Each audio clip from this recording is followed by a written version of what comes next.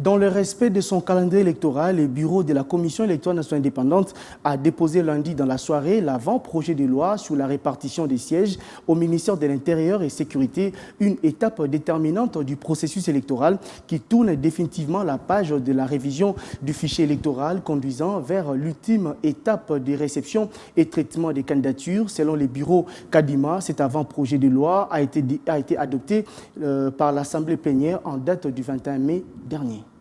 Nous sommes venus déposer l'avant-projet de loi sur la répartition des sièges au niveau national, au niveau provincial et local. Et c'est cela qui va nous amener droit dans la phase de réception des candidatures et traitement de ces mêmes candidatures.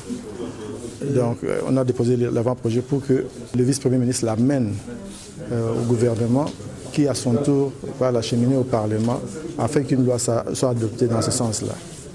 Après cette étape, en fait, nous venons de tourner la page de l'enrôlement des électeurs.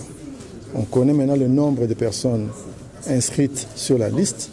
Maintenant, la prochaine étape, dès qu'il y a la loi sur la répartition des sièges, nous allons convoquer l'électorat pour la députation nationale et plus tard, ça sera pour la députation provinciale et les élections locales.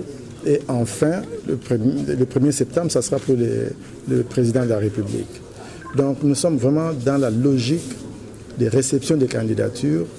Il y aura après ça campagne et nous allons passer au scrutin. Donc il n'y a plus rien qui puisse nous arrêter. Nous sommes vraiment dans la ligne droite vers les élections.